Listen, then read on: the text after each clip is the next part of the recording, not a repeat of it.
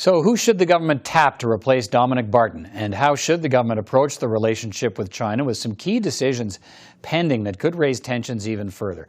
One of those decisions, whether to follow the U.S. lead today and announce a diplomatic boycott of the Beijing Olympics in February because of China's human rights abuses. Let's bring in three members of Parliament to discuss the latest developments. Arif Virani is the Parliamentary Secretary to the Minister of International Trade. Michael Chong is the Foreign Affairs Critic for the official opposition Conservatives. And Heather McPherson is the Foreign Affairs Critic for the NDP. It's good to see you all. Mr. Virani, let me start with you. The U.S. has now announced a diplomatic boycott of the upcoming Olympics in China. Will Canada follow suit? Well, thank you, Peter. And we've been notified, obviously, about the American decision, and everything is on the table, is what I can say to you, Peter, is that we are considering our options. We're talking with our allies. We are very concerned with the human rights situation in China with respect to a number of different communities, Xinjiang, the Tibetan community, Hong Kong protesters, etc. All of these factors are going to inform our analysis, but this American decision is an important one because that's one of our key allies, clearly, and having that decision being taken with respect to a diplomatic boycott. Could Canada go, is that the likely route that Canada would take? Could Canada go further? Could Canada tell Olympic athletes not to go to China? Well, one thing we're conscious of, Peter, is that obviously the role that the athletes can and should play in this process. I mean, these are people that have been dedicated pretty much most of their lives for these games, and they're not meant to be used as pawns for political purposes. I think the diplomatic route that the Americans have taken sort of carves out a difference between not lending credibility to the Chinese regime, but at the same time not jeopardizing the athletes and what they're seeking to achieve. Mr. Chong, what should Canada's position be relative to the Beijing Olympics? What decision do you think we should take? Well, we've been calling for a diplomatic boycott for some time, and we think the government should act expeditiously to announce this, make a decision and announce this quickly. Too often, the government is slow in working multilaterally with allies to take a position when it comes to bilateral relations with China. Huawei, for example, is a good example of that. And the United Kingdom and the United States have already announced that they're going to diplomatically boycott the games. And it's once again, Canada is late to the game in making its decision and announcement on this matter. All right. Heather McPherson, where does the NDP stand on an Olympic boycott, perhaps a diplomatic boycott? The Chinese suggesting today, we don't really care about a diplomatic boycott. None of your diplomats were invited anyway, so no one will notice they're not there. But what do you think what move should Canada make here? Well, similar to Michael, I mean, the NDP have been calling on a diplomatic boycott for some time. You know, right now we're in a situation where many of our parliamentarians, Michael and myself included, have been banned from China by the Chinese government. How could we have a diplomatic presence there when some of our parliamentarians are not even allowed in the country? So of course we should have. We called on the government to look into moving the Olympics much earlier, because of course now it's too late. Now when I hear the member from the government say, all things are on the table, we don't need all things on the table right now. We need a decision made. We need a decision made, and we need to be able to go forward. We're out of time now. The Olympics are coming in the very, very short future, and the government needs to make a decision and stop just sort of waffling, I guess, on this one. All right, Mr. Virani, let me move on to the issue of Mr. Barton. He was a pro-trade ambassador. He was interested in trying to increase business dealings with the economic relationship with China, although most of his time was spent trying to free the two Michaels and diffuse an increasingly tense relationship. What's the government looking for in the next ambassador to China, and how quickly will one be appointed? Well, let me start by just congratulating and thanking Ambassador Barton for his contributions to the diplomatic mission in China and to the tremendous successes he achieved.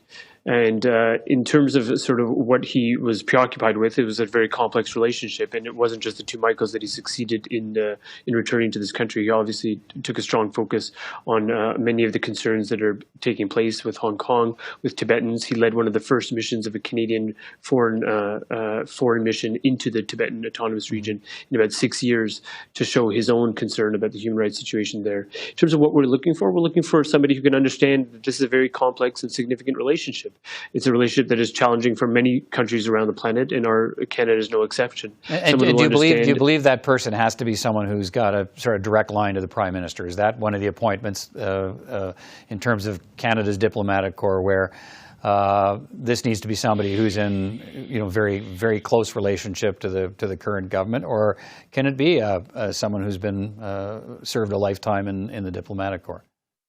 Well, I'm not going to speculate as the specific sort of CV of the ideal candidate, but know that certain postings, Washington, Beijing, those people are important in terms of our foreign policy and will continue to be important. So obviously, their lines of communication, once they are appointed, will be directly into the Prime Minister's Mr. office. Chong, the Liberals appointed former Liberal Minister John McCallum as ambassador to China. That didn't work out, and he was replaced by Dominic Barton, as we know, a close advisor to the Prime Minister.